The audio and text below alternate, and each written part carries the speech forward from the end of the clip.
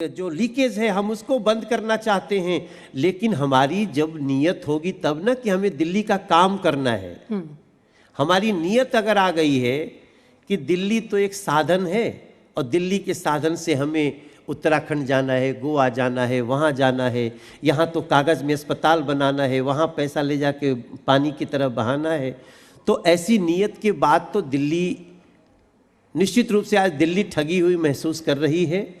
और आने वाला, चूँकि अब हम क्या बोले, कई प्रश्न ऐसे हमारे सामने भी आते हैं, लेकिन आज मैं आपको विश्वास दिलाता हूँ कि दिल्ली के लोगों को हम धीरे धीरे हम समझाए नहीं, उनको समझ में आ चुका है। और अब हम निश्चित रूप से, कभी एक हमारे मन में आया था ना कि मेरी दिल्ली को किसकी नजर लग गई है, दिल्ली की हवा क्यों जहर बन गई है, हु इज रिस्पॉन्सिबल। हम तो इसमें कुछ कहते, मेरी पूरी वीडियो निकालिएगा, मैं हमेशा अरविंद केजरीवाल जी बोलता हूँ और जोर दे के बोलता हूँ। मनीष सिसोदिया जी, सत्येंद्र जैन जो इतने बड़े भ्रष्टाचार के केस में हैं, तो उनको भी मैं कभी अभद्रता नहीं करता, लेकिन इन लोगों की जो रिस्पॉन्सिबिलिटी है उसको पूरा करना चाहिए। दिल्ली को दिल्ली मॉडल सही करके दिखाना चाहिए। तो ये देखिए, आप तो खैर विपक्ष में बैठे हैं दिल्ली में जी, तो आप तो इल्ज़ाम लगाएंगे आम आदमी पार्टी पर, लेकिन अब लोगों से अगर जब बात करते हैं, और ये आम आदमी पार्टी बार बार वीडियोस भी डालती रहती है, आप भी देख रहे हैं कि मोहल्ला क्लिनिक हमने बनवाए, हमने फ्री बिजली की सुविधा दी, हमने सरकार आपके घर तक की जैसी योजना बनाई, महिलाओं की सुरक्षा बढ़ाई, CCTV कैमरे लगाए, बहुत सारी चीज़ें हैं जो हमने करके दिखाई हैं। उनके ये दावे हैं और इसीलिए लोग हमें पसंद कर रहे हैं। लेकिन आप क्या कह रहे हैं कि दिल्ली को एक सीढ़ी बनाकर अपने पॉलिटिकल करियर को अरविंद केजरीवाल आगे बढ़ा रहे हैं, ये मैं सही समझी हूँ? बिल्कुल यही लाइन में कहना चाहता हूँ कि दिल्ली को सिर्फ भ्रम उन्होंने परोसा है। आज दिल्ली के 92% लोग, 8% लोगों को फ्री बिजली का फायदा मिलता होगा, लेकिन 92% लोग पहले से बढ़ी हुई बिजली दे रहे हैं कि नहीं दे रहे हैं। और उन गरीबों का भी अगर 200 यूनिट से ज़्यादा हुआ तो क्या 200 यूनिट माफ़ है? नहीं है। लेकिन अरविंद केजरीवाल की ये मुफ्त की राजनीति कि मैं ये मुफ्त दूंगा, वो मुफ्त दूंगा, ये बाकी नेता भी उठा रहे हैं। आप मानेंगे इस बात को? अभी हाल फिलहाल में 5 प्रदेशों में इलेक्शन हुए और हर कहीं हर बड़ा नेता, हर बड़ी पार्टी कुछ ना कुछ मुफ्त में देने का वादा कर रही थी। मुफ्त में देना चाहिए, उस सेक्शन को देना चाहिए जो इसके हकदार है, जो गरीबी रेखा के नीचे हैं, उनके जीवन के उठाने के लिए करना चाहिए। लेकिन अब ऐसा तो नहीं कर सकते ना जिस तरह से अरविंद केजरीवाल जी ने कुछ सिद्धांत नहीं रखा और उसके बाद भी दिया क्या, मैं ये पूछ रहा हूँ। अभी हम लोग जब जा रहे हैं तो ऑटो चलाने वाले लोगों के भी 16-16 हज़ार के पानी के बिल हैं, रिक्शा चलाने वालों के भी पानी के बिल आते हैं, बिजली के बिल आते हैं। दिल्ली के किसानों को जिनको हम 2000 रुपया किसान सम्मान निधि का मिलता है, उनका जो है मोटर वो कॉमर्शियल में लगा हुआ है। तो ये सारी चीज़ों पे देखो, सबसे बड़ी बात क्या हो रही है कि इन्होंने इतनी जगह छेद छोड़े हैं कि आप कितने छेद दिखाओगे और कितने नहीं दिखाओगे, ये भी एक मॉडस ऑपरेंडी है। जब हम बहुत कहने लगेंगे सबको लगेगा ये मनोज तिवारी यार केवल निगेटिव बात कर रहा है।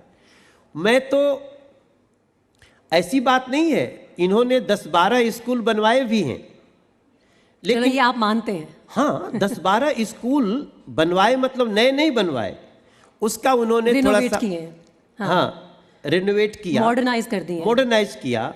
लेकिन आप 7.5 साल में केवल 18 स्कूल मॉडर्नाइज करते हो तो 1024 में बाकी स्कूलों का क्या भविष्य है? मेरा प्रश्न ये होता है। अगर बच्चे कह रहे हैं कि हम 2 ही घंटे 1.5 घंटे पढ़ते हैं, यहाँ 850 स्कूल में प्रिंसिपल ही नहीं है दिल्ली में, ये प्रश्न पूछा जाना चाहिए ना। तो अगर इसको आप कहते हैं कि दिस इज बेस्ट शिक्षा मॉडल, तो मैं उसको नहीं मानता। कई सारे ऐसे प्रश्न मनोज तिवारी जी MCD से भी पूछे जाते हैं। हाँ। MCD बीजेपी के हाथ में है, उन सवालों पर बीजेपी चुप क्यों बैठती है? नहीं, हम कहाँ, पूछो ना। बहुत सारे सवाल हैं। अब देखिए, हर रोज ना मान ले, हर महीने कहीं ना कहीं सैनिटाइजेशन वर्कर्स हड़ताल पर चले जाते हैं कि उनकी पेमेंट नहीं आई है। टीचर्स बहुत सारे हैं जो कहते हैं हमारी पेमेंट नहीं क्लियर हुई है। समस्या तो लोगों को है। इसको तो हमने एड्रेस किया ना, हम मानते हैं, खुद मानते हैं। हाँ। हमने अभी संसद में बोला कि हमारे एमसीडी के टीचर्स को, डॉक्टर्स को 2 महीना काम करने के बाद सड़क पे धरने पे बैठना पड़ता है। उसी के लिए तो हमने एमसीडी का एकीकरण किया भाई। लेकिन समस्या का समाधान तो अभी भी नहीं मिला है ना पूरी तरह से। हो जाएगा इन अनदर 6 to 7 months। ये सारी व्यवस्था हम ठीक कर रहे हैं। अब हमारा वित्त सही हो जाएगा तो फिर सारी समस्या ठीक हो जाएगी। क्योंकि वित्त अभी तक दिल्ली गवर्नमेंट से आता था एमसीडी को। अब हमने दिल्ली गवर्नमेंट से आने वाले चैनल को हटा करके सीधे एमसीडी को एकीकरण करके एमसीडी को कर दिया। एमसीडी के पास अपना वित्त होगा। किसी डॉक्टर, किसी सफाई कर्मचारी, किसी भी शिक्षक, किसी भी एमसीडी कर्मचारी को हम एक दिन भी वेतन लेट नहीं होने देंगे 4 से 5 महीने के अंदर। और अब बारिश का महीना आ रहा है, सड़कों पर पानी भरेगा, ट्रैफिक जैम लगेगा, क्या एमसीडी हमें उससे राहत देगी? एमसीडी के पास सीवर नहीं है दिल्ली का। अच्छा। यही तो अभी मैं जब संसद में, मैं सदन में अपनी बात रख रहा था तो ये पश्चिम बंगाल के हमारे माननीय सांसद सौगात राय जी ने कहा था, क्योंकि कलकत्ता में सीवर जो है वो लोकल बॉडी के पास है। लोकल बॉडी के पास है। लेकिन आपके थ्रू भी मैं दिल्ली को बताना चाहता हूं कि दिल्ली में जो सीवर है, जो पानियों का निकास करता है, वो एमसीडी के पास नहीं है। वो जिस दिन एमसीडी के पास आ जाएगा फिर उसका भी निदान हम लेकिन आप समझ रहे हैं, इसी सवाल में समस्या है। लोगों को नहीं पता कि क्या एमसीडी के अधिकार क्षेत्र में है, क्या एनडीएमसी के में है, दिल्ली सरकार क्या देख रही है, केंद्रीय सरकार क्या देख रही है। तो जब जवाबदेही मांगने के लिए लोग जाते हैं तो किससे, किस डिपार्टमेंट की जवाबदेही ले, ये भी तो दिल्ली वालों के लिए समस्या है। और इसीलिए स्टेटहुड की डिमांड आती है। मैं आज इस बातचीत के दौरान जो भी दिल्ली के लोग देख रहे होंगे, दिल्ली में पीडब्ल्यूडी, उसकी सड़कें सब दिल्ली सरकार की हैं। फ्लड की सारी व्यवस्था, फ्लड के नाले बड़े बड़े हैं। दिल्ली में जो सबसे गंदे नाले होते हैं वो फ्लड डिपार्टमेंट के होते हैं, वो दिल्ली सरकार देखती है। और एमसीडी के पास इस समय यहाँ तक कि जो स्लम बस्तियों की व्यवस्था है वो भी DSSIB, वो भी स्लम डिपार्टमेंट दिल्ली सरकार के पास है। हमारे पास एमसीडी के पास सिर्फ आता है छोटे नाले और 60 फीट से कम की सड़क।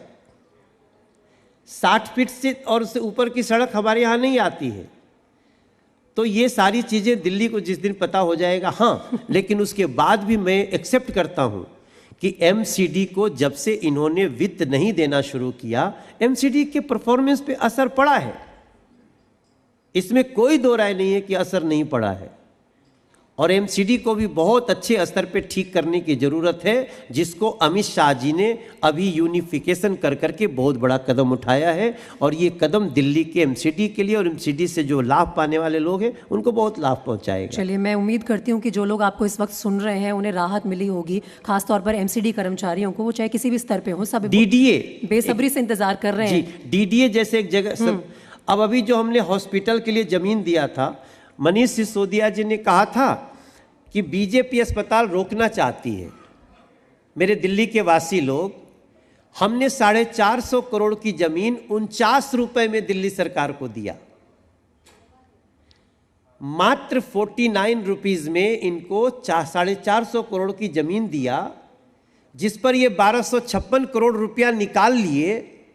6 महीना में अस्पताल बनाना था। आज भी उस जगह पे केवल टिन का एक बाउंड्री बना हुआ है और वहां से जमीनें, मिट्टी भी बेची जा चुकी है। तो हम अस्पताल रोकना नहीं, हम तो अस्पताल बनवाना चाहते हैं। हमने सिग्नेचर ब्रिज बनवाया। अरविंद केजरीवाल जी को था उद्घाटन मैं करूंगा, हमने कहा करो भाई। 1997 में साहेब सिंह वर्मा जी ने सिग्नेचर ब्रिज की शुरुआत करी। और जब मैं 2014 में सांसद बन के आया तो पहली मीटिंग में पता चला 33 करोड़ और चाहिए, 1100 करोड़ जा चुका है। तो मैंने कहा चलो भाई, 33 करोड़ राष्ट्रपति शासन था उस समय, लगा दिया। अब जब बनवा दिया तब तक मुख्यमंत्री अरविंद केजरीवाल थे। अरविंद केजरीवाल बोले मैं उद्घाटन करूंगा और लोकल सांसद को कुर्सी भी नहीं दूंगा बैठने के लिए। यहाँ तक कि अपने एक गुंडे विधायक से मेरे ऊपर अटैक करवाया। बताइए इस सभ्य समाज में कोई भी स्वीकार कर सकता है क्या? तो इन सारी चीजों के बाद अब वो कहते हैं कि हम मिल के हमको काम नहीं करने देते। तब उन्होंने एक झूठ बोलने का अपना होता है ना, सबको जो गार्ड लगा लेते हैं, वो गार्ड लगा लिए हैं हर बात में, मोदी जी मोदी जी मोदी जी। तो अब ये दिल्ली समझ चुकी है एंड आने वाले समय में उनको रिप्लाई मिलेगा। आने वाले साल 2 साल में साफ हो जाएगा दिल्ली किसकी मैसेज को समझ चुकी है। उन लोगों के मैसेज को जो 490 करोड़ रुपए खर्च कर रहे हैं प्रचार में और अपने विज्ञापनों में, या फिर मनोज तिवारी जी के मैसेज को। मनोज तिवारी जी, इससे पहले कि ये सेशन कंक्लूड हम करें, अपने अंदाज में अरविंद केजरीवाल को, क्योंकि वो आपके खास दोस्त हैं, एक मैसेज दे दीजिए इस मंच के माध्यम से। नहीं, हम उनको दुश्मन नहीं मानते, मैंने दोस्त कहा है। हाँ, तो मेरा चलते चलते सिर्फ यही कहना रहेगा कि दिल्ली के लोगों को हम अपने स्तर पे सारी चीज़ें देने की कोशिश कर रहे हैं। और चूंकि आपका इशारा है किसी कविता से है, तो निश्चित रूप से मेरी कविता का एक लाइन में बहुत इसको पॉजिटिवली लेता हूं कि ईश्वर जो कुछ करता है अच्छा ही करता है, मालिक तू संघर्षों से काहे को डरता है। वाह। कितनी भी लंबी रात हो लेकिन भोर तो होनी है, और कितनी छुपा लो बात मगर शोर तो होनी है। चाहे कितने दमन करो पथ कहाँ ये रुकता है, मानव तू संघर्षों से काहे को डरता है। वाह मनोज तिवारी जी, Thank you बहुत so बहुत much. शुक्रिया, बहुत जोरदार तालियां।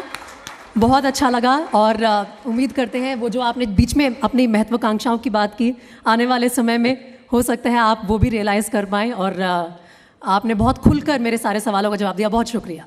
Thank you.